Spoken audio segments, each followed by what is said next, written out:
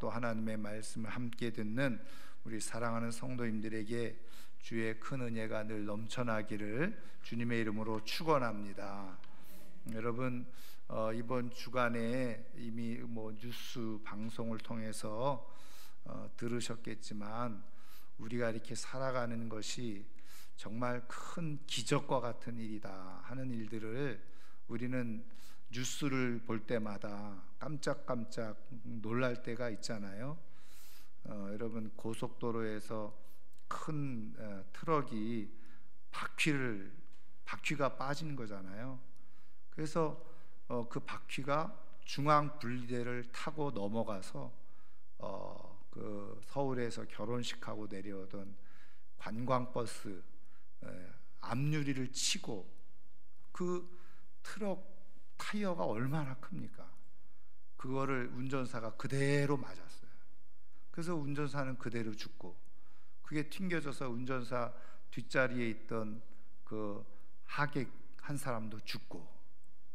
참, 누가 그날 그런 일이 있을 거라고 생각했겠습니까? 그렇죠? 그거는 어떻게 피할 수도 없고 방어할 수도 없는 그런 상황이죠. 15명의 경상자가 있다고 하는데, 저는 그 대형 버스가 운전사가 그대로 맞고 죽었는데, 이게 버스가 전복되지 않은 것만 해도, 그렇죠? 정말 기적 같은 일이에요. 근데 여러분, 아침에 나올 때 또 서울에서 결혼식 잘 마치고 웃으면서 그렇게 내려올 때 누가 그런 일이 있으리라고 생각했겠습니까? 어떻게 보면 우리의 인생이 한순간에 그냥 그렇게 되죠. 또 어젠가요? 제가 지금 그 신문을 보다 보니까 우리 부산에 가락 IC 아시죠? 고속도로 타고 가다 보면 거기 항상 거의 출퇴근 시간에 차들이 쭉 줄 서가지고 정체되어 있는 곳인데, 뒤에 그냥 냉동 트럭이 어떻게 했는지 그냥 줄 서 있는데 그걸 모르고 가서 들이받은 거예요. 8중 추돌이 일어났는데 그 앞에는 또 대형 트레일러가 있었고, 그 사이에 스파크라고 하는 경차 있었고, 스포티지라고 하는 SUV 차 있었고, 그 다음에 옛날 다마스라고 하는 그 미니밴 같은 거 차 있었잖아요. 근데 그냥 뒤에서 그냥 그 차가 그냥 들이받으니까 그 자리에서 3명이 죽었어요. 그냥 가만히 차 밀려서 기다리고 있다가 뒤에서 와가지고 그냥 죽은 거예요. 여러분, 누가 그런 끔찍한 사고로 죽을지 누가 알았겠어요? 여러분, 우리의 인생이 진짜 이렇게 내가 이렇게 지내고 있는 건 기적 중에 기적이에요. 여러분, 늘 내가 호흡하고 숨쉬고 있는 동안에 하나님이 나를 지키시고 보호해 주시는 것에 대해서 감사하면서, 내가 호흡이 있는 동안에는 내가 늘 하나님을 찬양하며 감사하며 살겠습니다, 그렇게 고백할 수 있기를 축원합니다. 우리가 이렇게 살아가는 게 기적이고 은혜예요. 우리 주변에서 그런 일들이 얼마나 허다하게 일어나고 있습니까? 날마다 감사하는 가운데 정말 하나님께서 우리 가운데 함께 하시는 그런 은혜를 누리며 살아가기를 주님의 이름으로 축원합니다.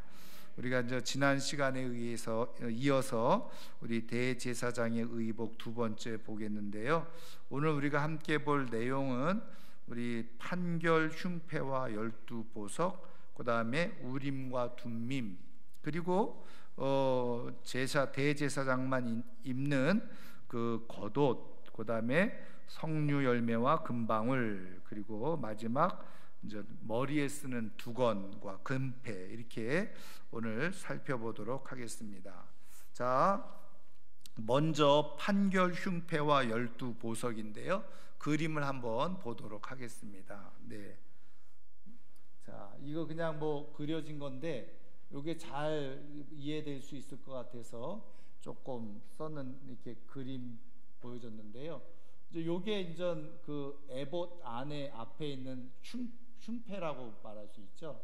판결 흉패입니다. 그래서 여기에 12보석이 있어요. 근데 여러분, 보석 이름도 생소하죠. 자, 그런데 이게 이제 굉장히 의미가 있는 거고요.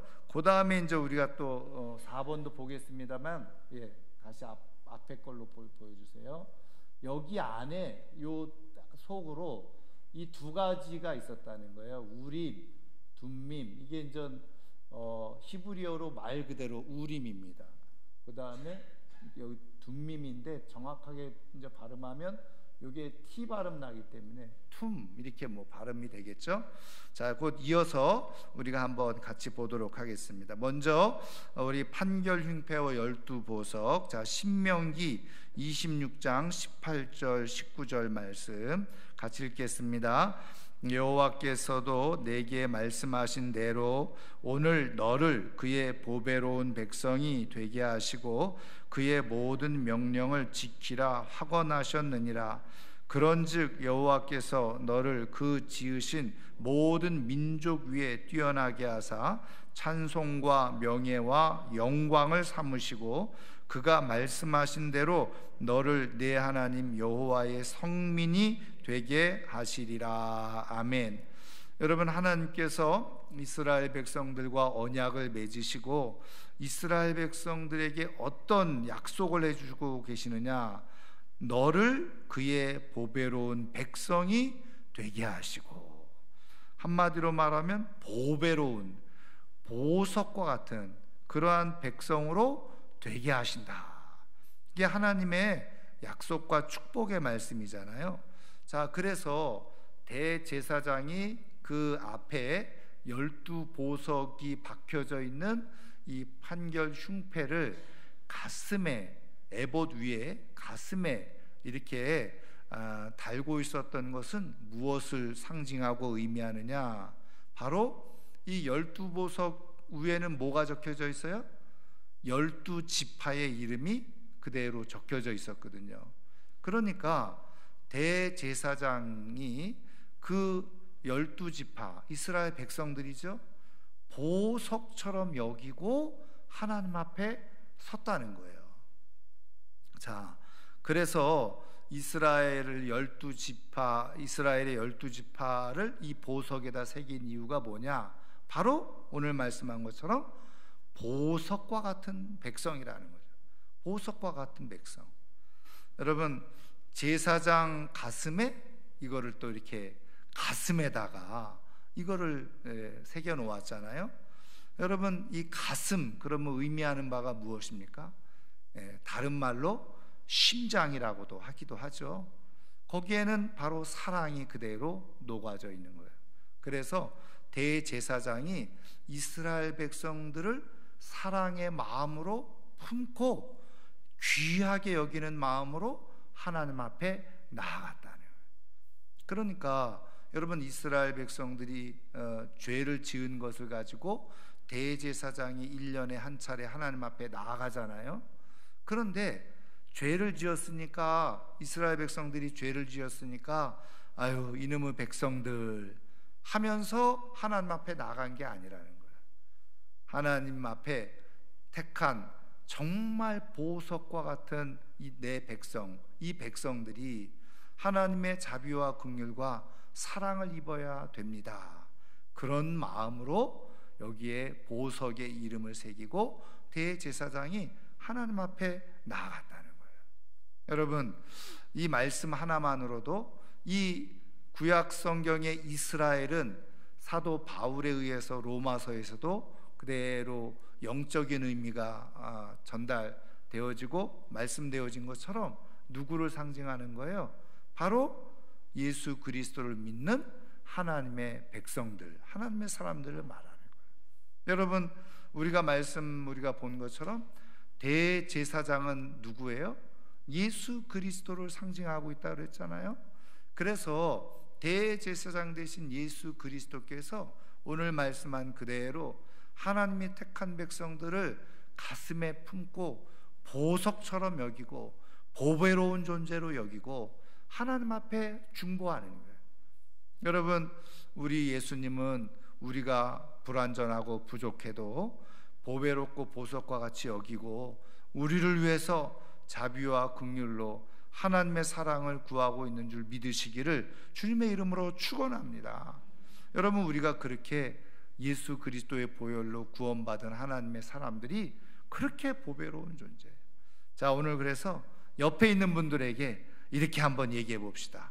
당신은 보배로운 사람입니다.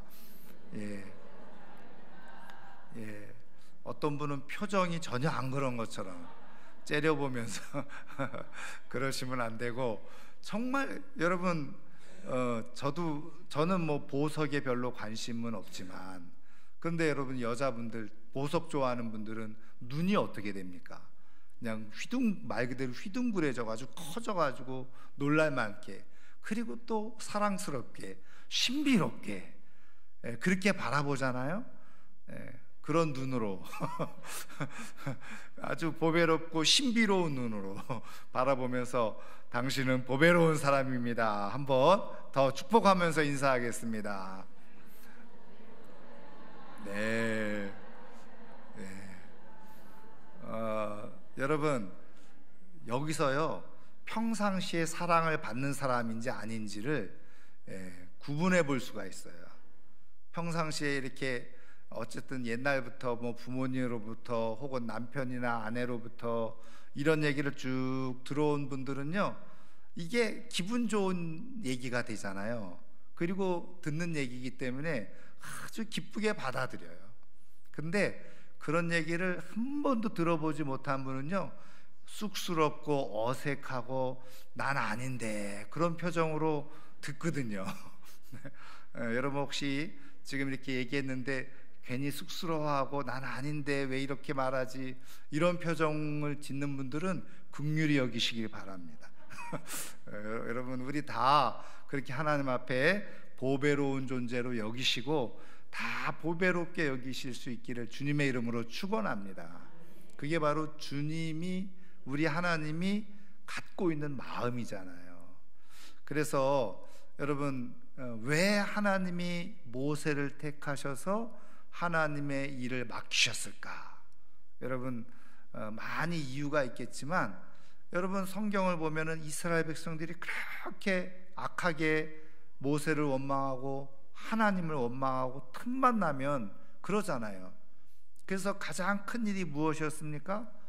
실컷 이스라엘 백성들 애굽에서 인도에 나왔더니 금송아지 만들어 놓고 이걸 우리가 인도한 신이다, 그렇게 숭배를 했잖아요. 여러분, 그런 일이 있으면 얼마나 배신감이 느껴집니까? 화가 나겠습니까? 그런데 하나님이 진노를 내리시려고 할 때 모세가 어떻게 했어요? 하나님, 그렇게 하지 말아달라고. 그리고서 이스라엘 백성들을 보호하고 이스라엘 백성들 편에 서서 하나님의 자비와 긍휼을 구했잖아요. 여러분, 그런 모습을 하나님은 너무너무 좋아하시는 거예요. 귀하게 여기시는 거예요. 만약에 모세가 아유, 저 인간들은 죽어도 쌉니다, 하나님 어떻게 좀 심판 좀 하세요, 그랬으면 모세도 심판당했을지 몰라요. 근데 모세의 그런 마음, 온유한 마음, 자비와 긍휼이 풍성한 마음, 하나님께서 그런 모습을 보시고 이 모세를 하나님께서 끝까지 사용하신 줄 믿습니다. 여러분, 우리가 다른 우리 형제들을 정말 귀하게 다 보배롭게 여기는 가운데 주님께서 그런 마음을 보시고 나를 보배롭게 여기시고 긍휼히 여기시고 사랑으로 품으시는 그런 은혜를 입기를 주님의 이름으로 축원합니다. 자, 그래서 이사야서 43장 4절 우리 한 번 더 같이 읽겠습니다. 내가 내 눈에 보배롭고 존귀하며 내가 너를 사랑하였은즉 내가 네 대신 사람들을 주어주며 백성들이 내 생명을 대신하리니. 아멘. 그래서 하나님이 내 눈에 보배롭고 존귀하게, 예레미야가 4장 1절 2절 같이 읽습니다.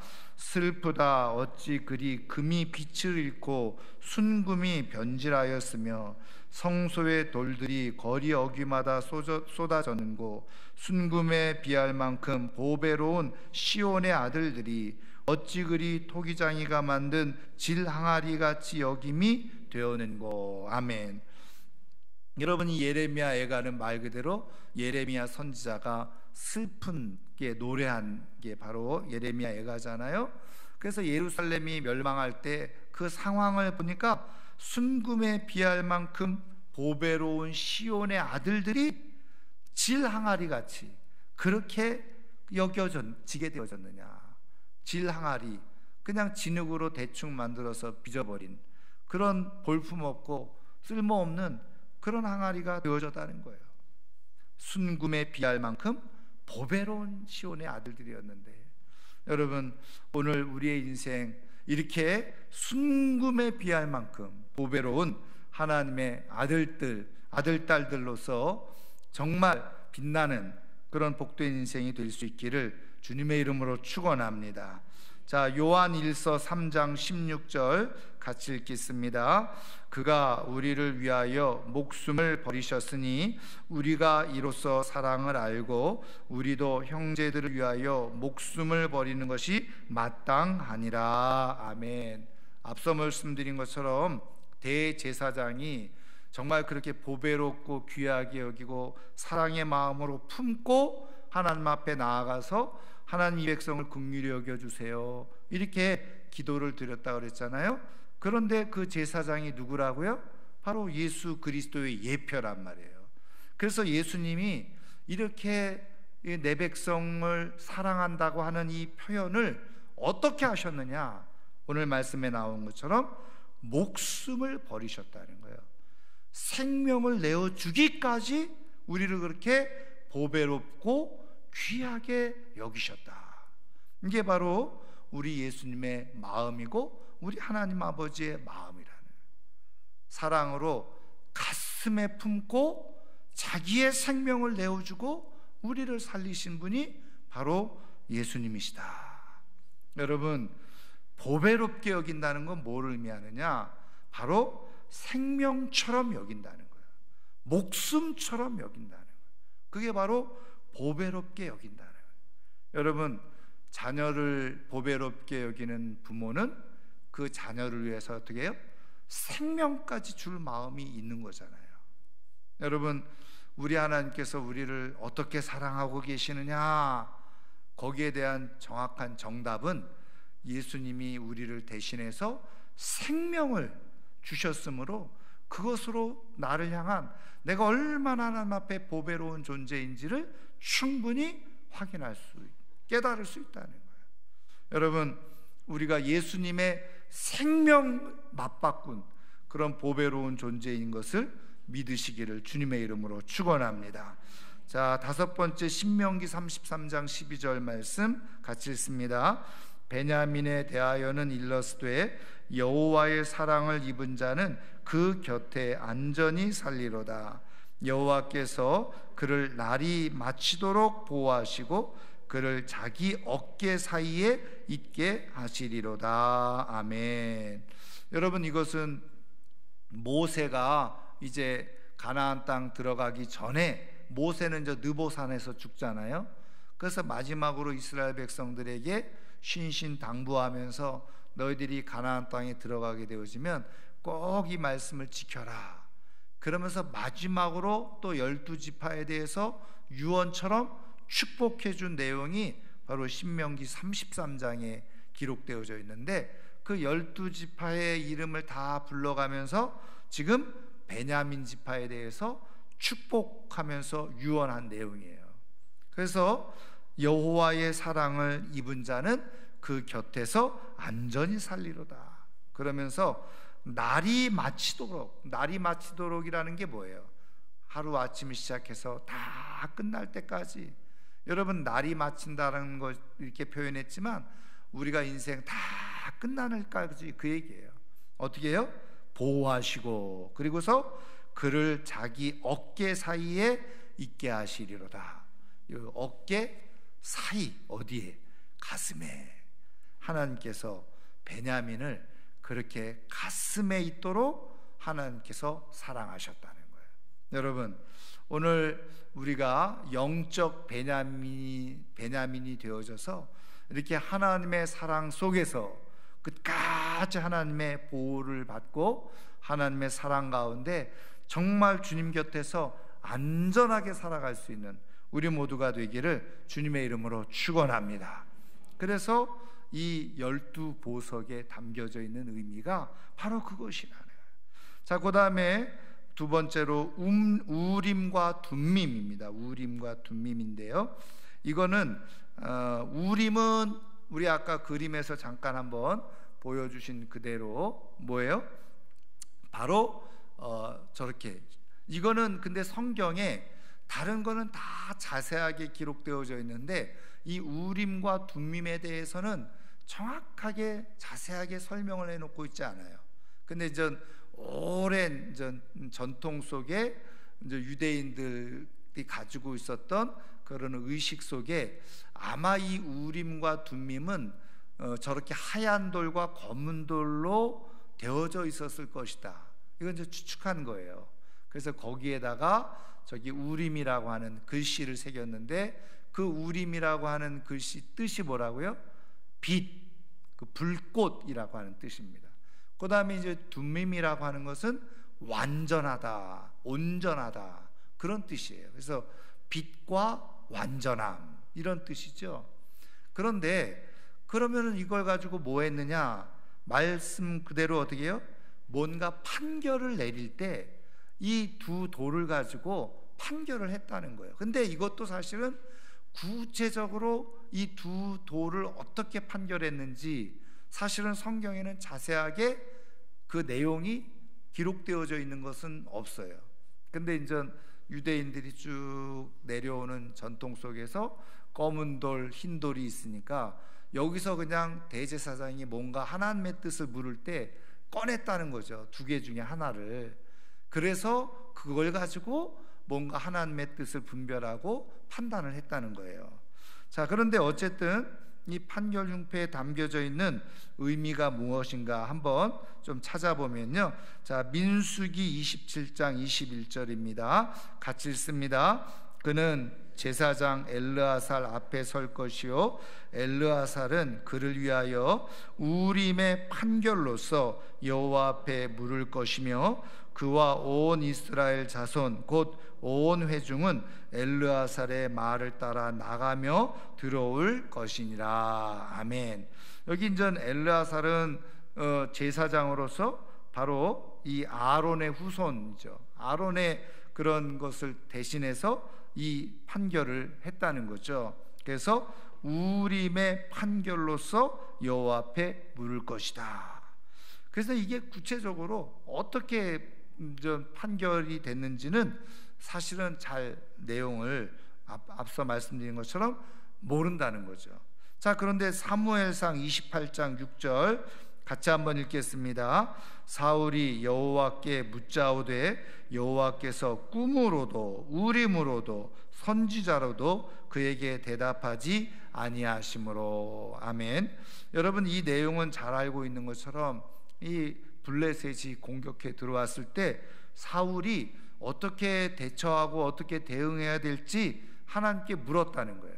그런데 이미 어떻게 해요? 알고 있는 것처럼 하나님은 사울을 패하기로 작정을 하셨어요. 그래서 어떻게 해요? 아무 것으로도 하나님의 뜻을 깨달을 수도 없고 분별할 수도 없고 알 수가 없었다는 거죠.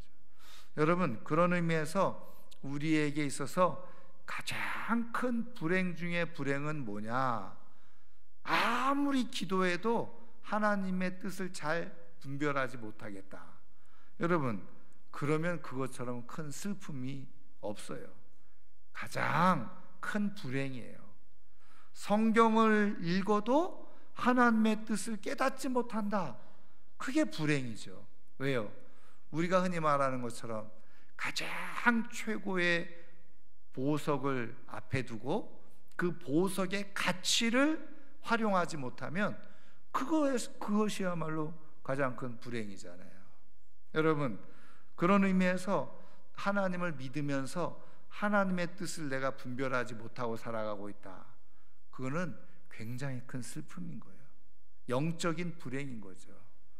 저는 그런 의미에서 우리 모두가 기도할 때 또 예배 드릴 때 성경을 보면서 나에게 주시는 하나님의 음성을 듣고 하나님의 뜻을 잘 깨달으면서 하나님의 인도함을 받으며 살아갈 수 있는 복된 인생이 되기를 주님의 이름으로 축원합니다. 그래서 여러분, 우리가 신앙생활 한다는 게 뭐냐? 거듭 말씀드리지만 내가 하나님을 잘 구슬러서 내가 필요한 것을 얻어내고 살아가는 게 신앙생활이 아니라 지금 이런 모든 상황 속에서 하나님이 뜻하시고 원하시는 건 무엇인지 그것을 잘 발견하고 내가 하나님의 뜻에 맞춰서 삶을 살아가는 거예요. 여러분, 그런 인생이 복된 인생인 줄 믿으시기를 주님의 이름으로 축원합니다. 그래서 제가 그 글을 하나 읽었는데 어떤 분이 인전 외국 생활을 오래 하고 거기서 인전 그 하나님을 믿게 되어졌어요. 그리고 인전 돌아와 가지고 이제 한국에서 정착해서 이렇게 생활하면서 내가 이제 믿음을 가지고 은혜를 받은 걸 가지고 내가 어떻게 이제 하나님을 위해서 좀 살아봐야지 그렇게 하려고 했는데 문제가 생겨버린 거예요. 갑자기 몸이 아파지기 시작하고 병원에 갔더니 막 온몸에 막 염증이 생겨가지고 제대로 움직이지 못하는, 그래서 조금만 움직이면 막 아프고 고통스럽고 힘들고, 그래서 이분이 이제 하나님 앞에 원망이 막 터져 나오기 시작한 거죠. 내가 하나님을 위해서 뭔가 조금 살아보려고 했는데 왜 내 이렇게 몸이 망가졌습니까? 그러면서 오랫동안 몇 날 며칠을 그렇게 하나님 앞에 씨름을 했다는 거 아니겠어요? 그런데 그럼에도 불구하고 한 가지 놓지 않은 것이 있는데 말씀을 매일 읽는 거였어요. 그렇게 마음으로는 불편하고 원망이 생기는데 놓치지 않은 것, 꾸준히 말씀을 계속 읽고 하나님 앞에 물은 거예요. 하나님, 내가 왜 이렇게 돼야 됐습니까? 내가 왜 이런 상황이 됐습니까? 그러면서 성경을 읽으면서 계속 질문을 한 거예요. 여러분, 성경을 잘 읽는 방법 중에 하나, 성경을 통해서 하나님의 음성을 듣고 하나님의 뜻을 깨닫게 되어지는 중요한 비밀이 있는데, 질문하면서 성경을 읽으시라. 하나님, 지금 내 상황이 왜 이렇게 된 겁니까? 그러면서 성경을 읽고, 하나님 원하시는 게 뭐예요? 그러면서 성경을 읽고, 물으면서 성경을 읽으면 어느 날 어느 순간에 하나님께서 나에게 말씀해 주시는 것을 깨닫게. 그런데 이분도 똑같이 쭉 성경을 읽다가 하나님의 말씀이 확 눈에 들어온 게 뭐예요? 고난당한 것이 내게 유익이라. 그러면서 그 말씀이 확 들어오면서 그러면서 깨달아지기 시작하고, 하나님께서 나를 더 정결하게 사용하기를 원하신다는 걸 깨달았어요. 그리고서 하나님 앞에 기도하면서 감사의 기도를 올려드렸다는 거예요. 말씀을 깨달은 것에 대해서 감사의 기도를 올려드렸어요. 근데요, 며칠 지나지 않아서 몸에 있는 모든 염증이 다 사라지고 불면증이 사라지고 마음의 평안을 얻고 몸이 회복이 되어지더라는 거예요. 여러분, 하나님의 말씀을 가까이 하게 될 때 들려지는 역사가 있게 되어지고, 말씀이 깨달아지기만 해도 질병이 치유되어지는, 할렐루야. 말씀이 하나님이시기 때문에, 말씀이 깨달아진다는 것은 하나님을 경험한다는 거거든요. 하나님을 경험할 때 내가 가지고 있었던 문제가 풀어지는 역사가 일어나는 줄 믿으시기를 주의 이름으로 축원합니다. 가장 큰 불행과 슬픔은 그 어떤 것으로도 하나님의 뜻이 분별되지 않는 거예요. 그게 가장 큰 슬픔이죠. 지금 사울이 그랬다는 거예요. 우림으로도, 하나님이 우림으로도 다 대답을 해주셨는데 그걸 대답을 듣지 못하는 거예요. 자, 마지막 요한계시록 21장 6절 같이 읽습니다. 또 내게 말씀하시되 이루었도다. 나는 알파와 오메가요 처음과 마지막이라. 내가 생명수 샘물을 목마른 자에게 값없이 주리니. 아멘. 여러분, 이 말씀을 왜 해주고 있느냐? 여러분, 다시 한번 그 그림을 보시면 이 우림이라고 하는 단어를 한번 보시면 되고요. 그림을 한번 보여주세요. 여러분, 요 우림이라고 하는 단어인데요, 요 첫 글자, 이 히브리어는 오른쪽에서 왼쪽으로 읽는다 그랬죠. 요 첫 글자가 뭐냐면 히브리어로 알렙이라고 하는 단어인데, 히브리어 알파벳의 제일 첫 번째 자예요. 그래서 영어로 말하면 A, 그죠? 네, 첫 번째 자입니다. 그 다음에 요 둠밈인데 잘 보이실지 모르겠지만 요 첫 글자가 히브리어로 타우라고 하는 그런 문자거든요. 근데 이게 마지막 문자예요. 그러니까 요게 알렙이라고 하는 첫 번째 문자와 타우라고 하는 마지막 알파벳, 이렇게 이제 되어져 있죠. 그래서 연구하는 학자들 가운데는 이 우림과 둠밈에 담겨져 있는 뜻이 뭐냐, 바로 지금 말씀하고 있는 요한계시록의 알파와 오메가, 처음과 나중. 그래서 하나님이 여기 모든 것에, 물론 뜻 자체는 빛과 완전함인데, 바로 이것을 통해서 말씀하시려고 하는 건 뭐냐, 하나님이 처음과 나중이라는 거예요. 시작과 끝이라는 거죠. 그 얘기는 뭐냐면 시작이 있으면 끝이 있다는 거죠. 그리고 그 안에 뭐예요? 모든 것이 다 포함되어져 있다는 거잖아요. 여러분, 지금 이 제사장이 이 우림과 둠밈을 이 흉패 안에 넣고 그것을 가지고 다 판결을 내리고 판단하는데, 모든 판단과 심판의 중심에는 누가 있다는 거예요? 바로 주님이 있다는 거예요. 우리 주님이 있는 거예요.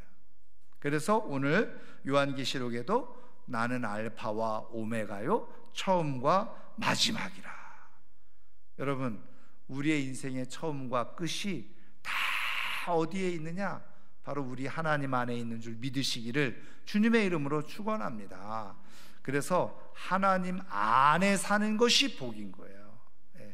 자, 그 하나님의 복을 누리며 살아가기를 주의 이름으로 축원합니다. 자, 그 다음에 다섯 번째입니다. 에봇 받침 겉옷이죠. 여러분, 요한복음 3장 13절 같이 읽습니다. 하늘에서 내려온 자 곧 인자 외에는 하늘에 올라간 자가 없느니라. 여러분, 청색이었잖아요.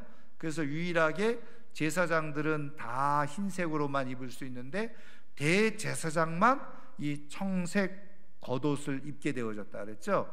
그래서 이거는 무엇을 의미한다고요? 청색은 하늘을 의미하고 하늘에서 내려온 자를 의미한다는 겁니다. 그런 의미에서 예수 그리스도를 뭐 하는 거예요? 예표하는 그러한 복장이었다는 거죠. 왜요?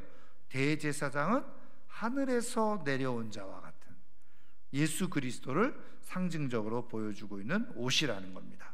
자, 그 다음에 여섯 번째, 석류 열매와 금방울. 자, 그림을 먼저 한번 보고 말씀을 보면 잘 이해가 될 것 같아요.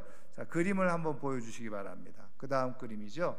요게 인전 지금 앞에서 본 청색 겉옷 맨 끝에 밑단에 요렇게 달았다는 거예요. 그래서 이거는 뭐냐면 석류 모양으로 말씀드린 것처럼 청색, 자색, 홍색 실로 이렇게 석류 모양의 열매를 만들어 놓고, 여기 이제 방울을 이렇게 금방울을 이렇게 달아놨다는 거죠. 그래서 하나하나 이렇게 달아놨다는 겁니다. 그래서 한번 같이 출애굽기 28장 34절 35절 같이 읽겠습니다.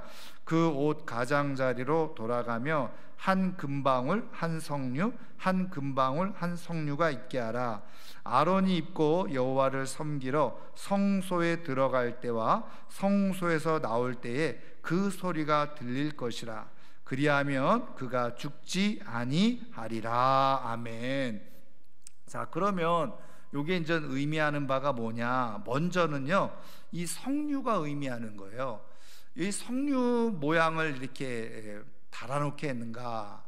여러분, 사도행전 1장 1절부터 3절 두 번째 한번 같이 읽겠습니다.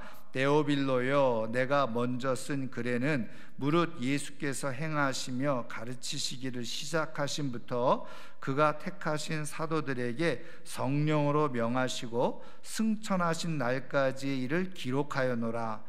그가 고난받으신 후에 또한 그들에게 확실한 많은 증거로 친히 살아계심을 나타내사 40일 동안 그들에게 보이시며 하나님 나라의 일을 말씀하시니라. 여러분, 이 사도행전을 썼던 이 누가가 지금 누가복음도 썼잖아요. 그리고 속편으로 쓴 게 사도행전인데, 지금 이 데오빌로라고 하는 사람에게 첫 번째 누가복음을 쓰고 두 번째 사도행전을 썼는데, 이제 누가복음에서는 뭐예요? 예수님께서 행하신 모든 것을 기록했다는 거예요. 그 다음에 이제는 사도행전은 예수님이 승천하신 이후에 하나님 그 성령이 오시고, 그리고 성령님을 통해서 사도들이 새롭게 비전을 발견하고 사도들이 행적을 쓴 것이 바로 사도행전이잖아요. 그래서 지금 이 누가복음 1장에서 얘기하고 있는 것은 예수님께서 행하셨던, 가르치신 것, 행하신 것, 이런 것들을 다 기록을 했다는 거예요. 그런데 그 내용이 얼마나 많았는지 한번 여러분 요한복음을 한번 찾아보세요. 자, 성경, 자, 요한복음 한번 찾아보십시오. 자, 요한복음 마지막 장입니다. 자, 21장인데요. 자, 먼저 21장 전에 20장 30절 한번 31절 한번 보도록 할게요. 자, 먼저 30절 31절 20장입니다. 같이 읽겠습니다.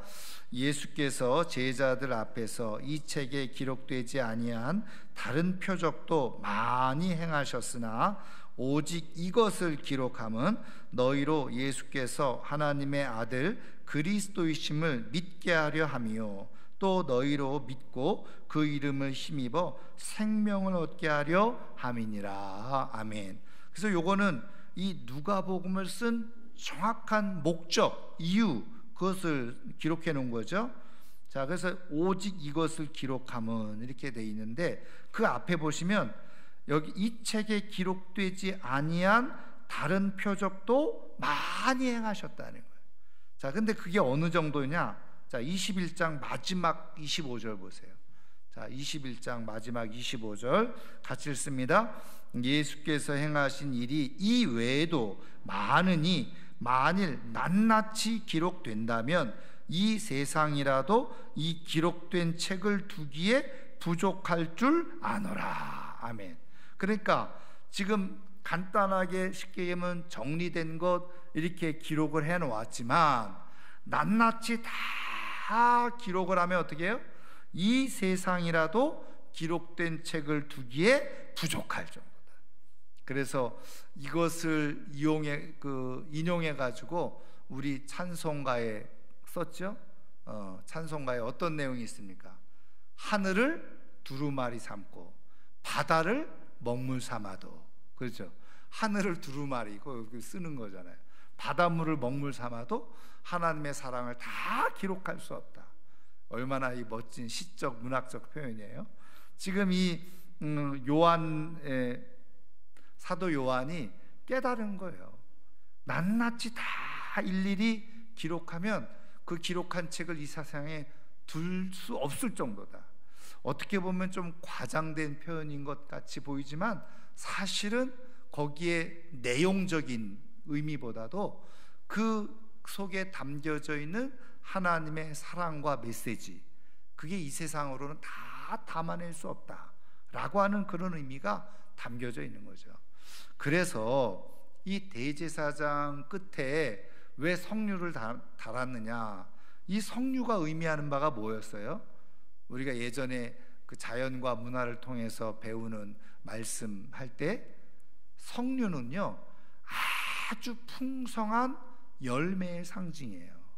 그래서 여러분 석류 드셔보신 분 아시겠지만 석류를 쫙 쪼개면 어떻게 돼요? 씨앗이 엄청 많잖아요. 그래서 그게 다 풍성한 열매의 상징인데, 바로 이것은 대제사장 끝에 이 석류를 달게 한 것은 무엇을 의미하느냐? 바로 예수님을 통해서 맺은 그 풍성한 사역의 열매들을 상징적으로 보여주고 있는 그런 내용이라는 거예요. 그래서 바로 대제사장, 영적인 대제사장으로, 완전한 대제사장으로서의 예수님께서 그 사역을 풍성하게 하실 것에 대해서 이미 이 의복을 통해서 예고해 주시고 말씀해 주셨다는 거죠. 자, 그 다음에 그러면은 이 소리가 뭐냐? 자, 우리 누가복음 일단 3장 4절 한번 같이 읽겠습니다. 선지자 이사야의 책에 쓴 바 광야에서 외치는 자의 소리가 있어 이르되 너희는 주의 길을 준비하라, 그의 오실 길을 곧게 하라. 아멘. 자, 여기 보면 광야에서 외치는 자의 뭐가 있어요? 소리라는 것은 우리가 지금 제가 소리를 내잖아요. 이게 말이라는 거죠, 말. 그런 것처럼 지금 이 대제사장 이 끝에 이 방울, 이 금방울을 단 이유가 뭐냐? 움직이면 소리가 나요, 안 나요? 소리가 나죠. 그래서 여기 여러분 읽은 출애굽기 28장 보면 이렇게 돼 있어요. 성소에 들어갈 때와 성소에서 나올 때에 그 소리가 들릴 것이라. 그리하면 그가 죽지 아니하리라. 소리가 들리면 죽지 아니하리라. 마치 이게 이렇게 조금 번역이 되어졌는데, 사실은 조금 더 매끄러운 번역은 이런 번역이에요. 성소에 들어갈 때와 성소에 나올 때 그 소리가 들릴 것인데, 그 소리가 들리면 어떻게 해요? 그가 죽지 않은 것이라. 소리가 들린다는 것은 움직이고 있으니까 죽지 않은 것이라는 거예요.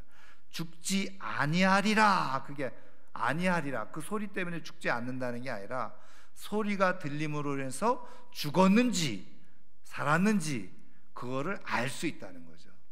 자, 그래서 근데 이제 저도 사실은 조금 말씀을 드리면 이렇게 여러 가지 이제 자료 속에 어떤 게 있냐면 제사장이 말이죠, 그 지성소에 이제 들어갈 때 이 방울 소리가 나지 않으면 이렇게 발목에다 줄을 매가지고 죽었으니까 아무도 못 들어가니까 끌어냈다. 근데 그게 성경에 기록이 없다는 거예요. 그래서 제가 이제 최근에 이렇게 이제 이거 준비하면서 보았더니 지성소에 들어갈 때는 이 대제사장이 그런 의복을 안 입었다는 거예요. 세마포 옷만 입고 들어갔다는 거예요. 그럼 지금 대제사장이 이렇게 입고 있던 모든 것은 성소에서 벗었다는 거죠. 그리고 아무 소리 안 나게 들어갔다는 거예요. 그리고 지성소에서 나와서 다시 그 의복을 갖춰 입고 그리고 나왔다는 거예요. 그래서 여기 성소에 들어갈 때와 성소에서 나갈 때 그 소리가 들렸다는 거죠. 그래서 이제 이게 이제 의미하는 바가 뭐냐? 이 소리는 하나님 앞에 들어갈 때는 다 벗고 세마포 하얀 옷만 입고 들어가요. 그리고서 나와서는 이제는 사역하는데 소리가 났다는 거죠. 살아있다는 증거라는 거죠. 자, 그래서 바로 하나님을 섬기는 자에게는 소리가 있어야 된다는 거예요. 소리. 근데 이 소리가 어떤 소리냐? 큰 소리, 뭐 그냥 싸우는 소리, 그런 소리가 아니라 살아있다는 소리라는 거예요. 그런 의미는 뭐냐면 그냥 뭐 막 소리 질러서 살아있다는 걸 표현하는 게 아니라 지금 광야에서 외치는 자의 소리, 이건 복음을 말하는 거잖아요. 그러면 하나님을 섬기는 자로서 진짜 참된 소리는 뭐냐? 복음 전하는 소리라는 거예요. 그 얘기는 뭐냐면 복음 전하는 소리가 있는 사람은 영적으로 살아있는 사람이라. 그런데 내가 평생 믿어도 복음 전하는 소리가 내 입에서 없어. 영적으로 죽은 사람이라는 거예요. 죽어 있는 거예요. 여러분, 예수님은 우리가 잘 아는 대로 어떻게 했어요? 끊임없이 소리를 내셨잖아요. 어떤 소리? 계속 하나님 나라에 대해서 가르치고 하나님 나라에 대해서 이야기하고, 그게 바로 예수님의 소리였다는 거예요. 금방울 소리였다는 거죠. 살아있는 사람에게만 나는 소리. 저는 우리가 이 시대에 왕같은 제사장으로 부름을 받았잖아요. 왕같은 제사장으로서 우리에게도 이 방울 소리가 끊임없이 살아있다는 증거로 울려날 수 있기를 주님의 이름으로 축원합니다. 복음을 계속해서 전하는 사람이 살아있는 사람이에요. 죽은 사람은 복음의 소리가 나지 않는 거예요. 저는 우리 이제 인도 행전을 이번 주부터 돌아오는 주부터 시작하는데 정말 있는 대로 정말 이 복음의 소리를 나는 살아있는 복음의 사람입니다. 하나님의 제사장입니다. 그런 고백 속에서 복음의 소리를 잘 내면서 살아갈 수 있기를 주님의 이름으로 축원합니다.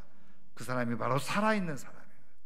영적으로 죽은 사람이 아니라 살아있는 하나님의 사람들 되기를 주님의 이름으로 축원합니다. 자, 마지막 7번째입니다.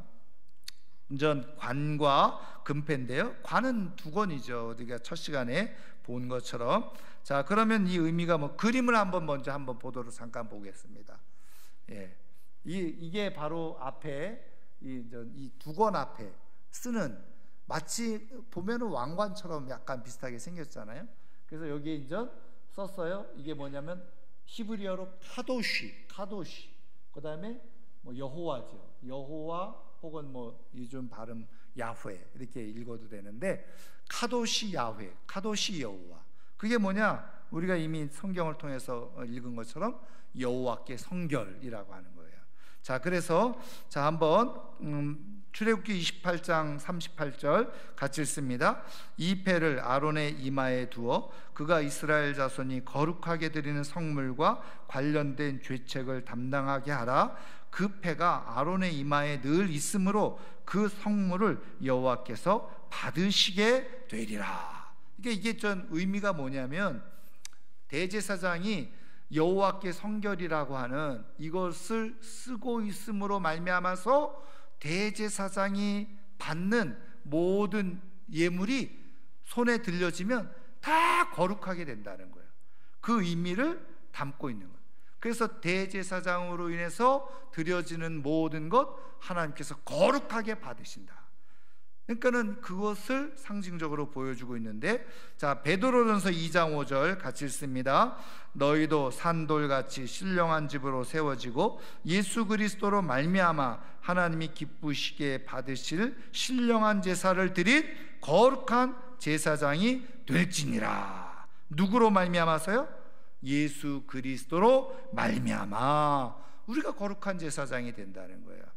자, 그래서 예수님이 대제사장이 갖는 이 금패, 그것을 통해서 거룩하게 되는 것처럼 우리는 예수 그리스도를 통해서 우리가 거룩한 제사장이 된다는 겁니다. 자, 요한복음 17장 17절과 19절 같이 읽습니다. 그들을 진리로 거룩하게 하옵소서. 아버지의 말씀은 진리니이다. 또 그들을 위하여 내가 나를 거룩하게 하오니 이는 그들도 진리로 거룩함을 얻게 하려 함이니이다. 아멘. 그래서 예수님이 기도하는 거죠. 진리로 거룩하게 하옵소서. 내가 거룩하게 된 것처럼 진리로 그들도 거룩함을 얻게 하려 함입니다. 예수님이 십자가로 말미암아서 그렇게 거룩을 완전히 성취하신 것처럼 우리가 그렇게 거룩한 자가 되어지기를 원한다는 거예요. 자, 마지막 히브리서 10장 10절 같이 읽습니다. 이 뜻을 따라 예수 그리스도의 몸을 단번에 들이심으로 말미암아 우리가 거룩함을 얻었노라. 아멘. 여러분, 우리가 거룩하게 되어지는 거는요, 내가 착하게 살고 선한 일을 하고 좋은 마음을 갖고 이래서 거룩해지는 게 아니에요. 우리는 오직 예수 그리스도로 말미암아 거룩해지는 것을 믿으시기를 주님의 이름으로 축원합니다.